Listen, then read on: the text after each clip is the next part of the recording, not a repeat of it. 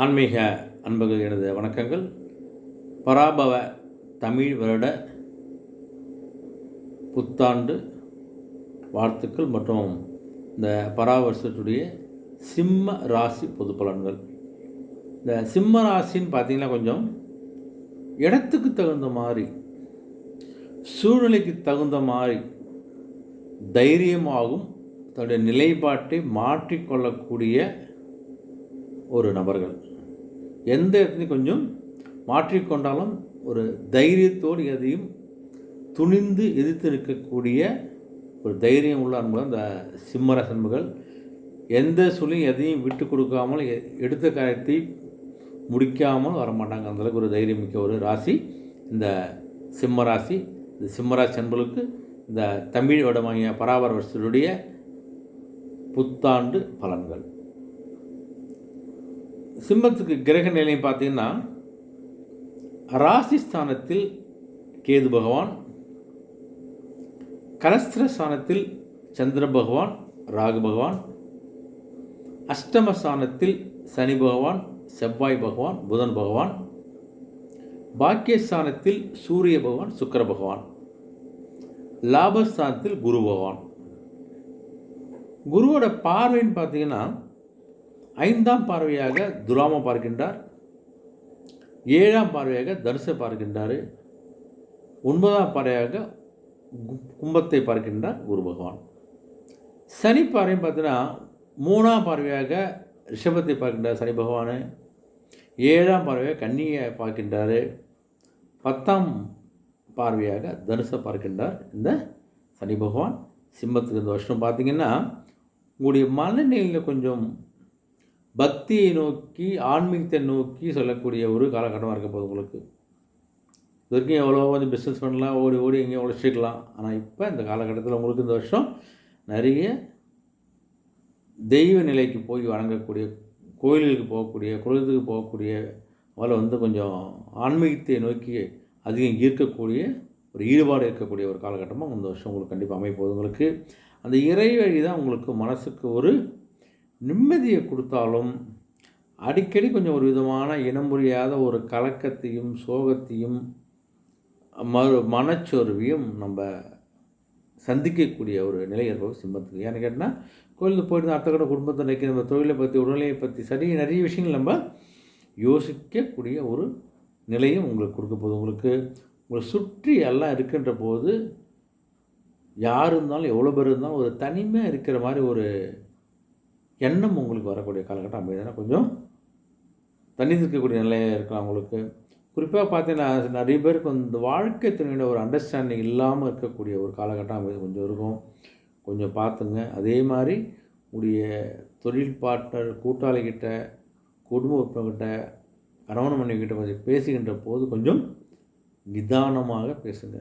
வார்த்தைகள் விட திரும்ப அள்ள முடியாது. அதனால் நிதானமாக பேசுவதற்கு, கவனமாக பேசுவதற்கு பழக்கப்படுத்திக் கொள்ளுங்கள். அமைதியாக இருப்பது உங்களுக்கு சிறப்பு. ஏன்னா தேவையில்லாத மனஸ்தாபங்கள், தேவையில்லாத கருத்து வேறுபாடெலாம் வரக்கூடிய ஒரு நிலை எந்த வார்த்தைகள் ஏற்படுத்தும் கொஞ்சம் கவனமாக இருங்க. வார்த்தைகளை பயன்படுத்தும் போது விலை உயர்ந்த பொருட்கள்லாம் கொஞ்சம் போட்டுன்னு போனாலோ இல்லை எடுத்துகிட்டு போனாலோ வாங்கின்னு போனாலோ கொஞ்சம் விழிப்புணர்வோடு கவனமாக இருப்பது உங்களுக்கு சிம்மராசி அன்புக்கு நல்லது. கொஞ்சம் கவனமாக இருங்க. உடைய பூர்வீக சொத்துக்களை கொஞ்சம் எதிர்பாராத கொஞ்சம் லாபம்லாம் கிடைக்க போகுது. உங்களுடைய தந்தை வழியில் ஒரு முழுமையான ஆதரவு இதற்கு அவங்க அப்பா அம்மாலாம் கொஞ்சம் எந்த வித ஹெல்ப்பும் பண்ணாமல் இருக்கலாம். இப்போ வந்து உங்களுக்கு அவர் உதவி பண்ணக்கூடிய ஒரு காலகட்டமாக அமைய போகுது. உங்களுக்கு உங்கள் ராசிக்கு 11 வந்து குரு அமர்ந்துக்கிறதால பார்த்தோன்னா இது வரைக்கும் உங்கள் முன்னேற்றத்துக்கு கொஞ்சம் முட்டுக்கட்டையாக இருந்த சில பிரச்சனைகள்லாம், தடைகள்லாம் நீங்கி உங்களுடைய தொழில் வளர்ச்சி, பண வரவு எல்லாமே ஒரு நல்ல ஒரு நிலைக்கு செல்லக்கூடிய ஒரு காலகட்டமாக உங்களுக்கு கண்டிப்பாக அமைப்போது. உங்களுக்கு புதிய வீடு வாங்கிறது, காலி மனை வாங்கிறது, நிலம் வாங்கிறது இதெல்லாம் கொஞ்சம் உங்களுக்கு நீண்ட நாள் கனவாக இருந்திருக்கும். அந்த கனவுகள்லாம் நிறைவேறக்கூடிய ஒரு பொருட்கள் போல அசைசுவதில் வாங்கக்கூடிய ஒரு சூழல் உங்களுக்கு கண்டிப்பாக ஏற்பட போகுது. அதனால் தைரியமாக நல்ல ஒரு நிலைக்கு ஏற்கக்கூடிய காலகட்டம் உங்களுக்கு அமைகிறது உங்களுக்கு. அதே மாதிரி பார்த்திங்கன்னா உங்களை மறைமுகமான இருந்த எதிராளிகள்லாம் தானாக விலகி செல்லக்கூடிய ஒரு காலகட்டம் உங்களுக்கு கண்டிப்பாக ஏற்பட போகுது உங்களுக்கு. எல்லா விஷயத்தையும் கொஞ்சம் கவனமாக இருங்க, விழிப்புணர்வோடு இருங்க.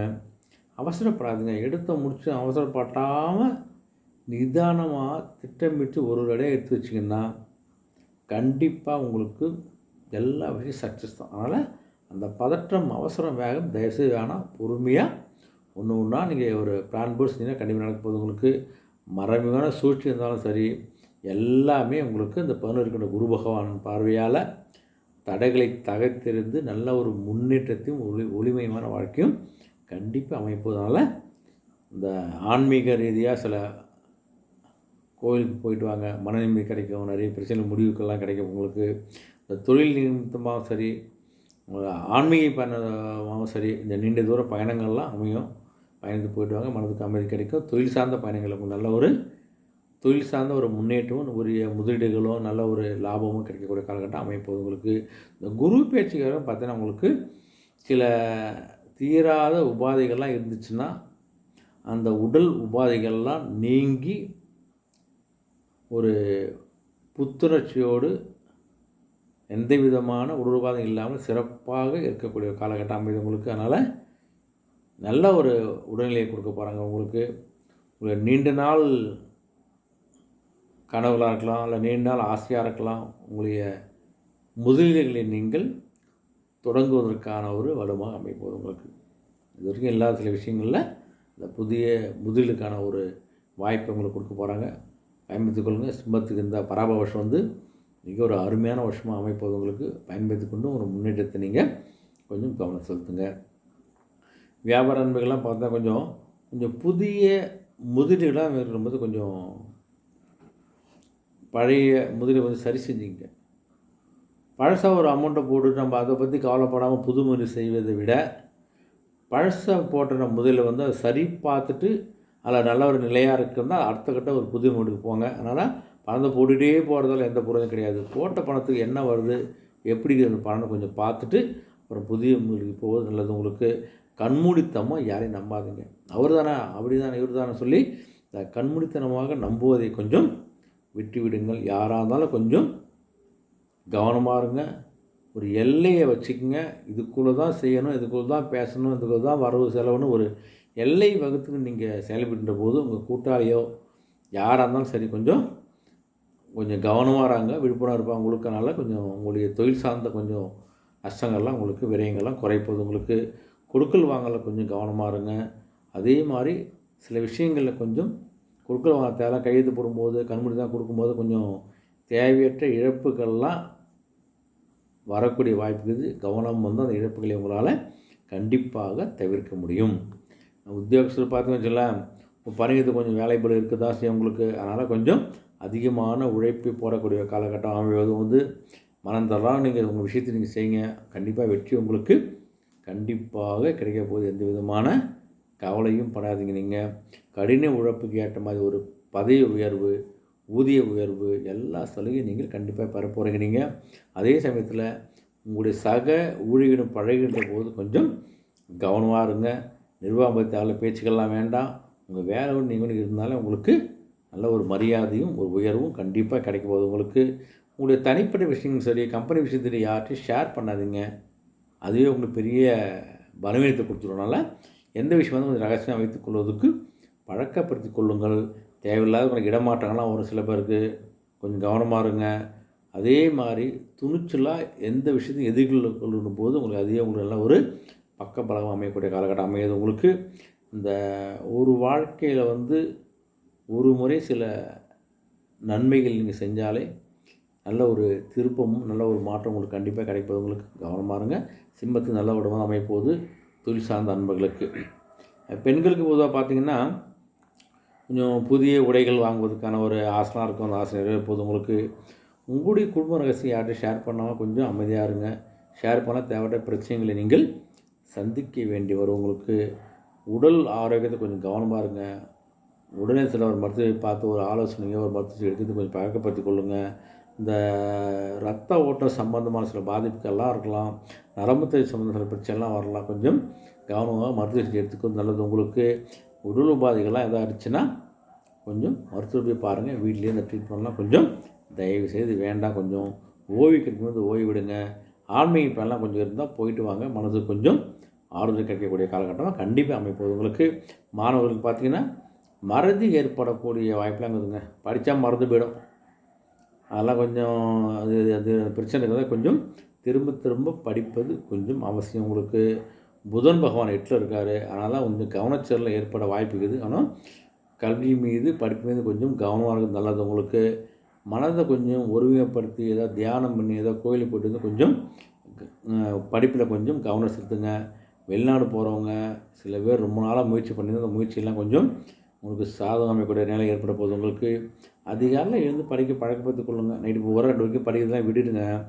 நல்லா தூங்குங்க. காலைல ஒரு 4 மணிக்கு எழுந்துச்சு படிச்சிங்கன்னா நல்ல ஒரு புரிதல் ஏற்படும். மனசு நல்லா பதியும் உங்களுக்கு. அதனால் நல்ல ஒரு வெற்றி அடைவதற்கு கொஞ்சம் காலைல படிக்கிறதுக்கான சூழ்நிலை ஏற்படுத்திக் கொள்ளுங்கள். பழக்கத்தை பழக்கப்படுத்திக் கொள்ளுங்கள்.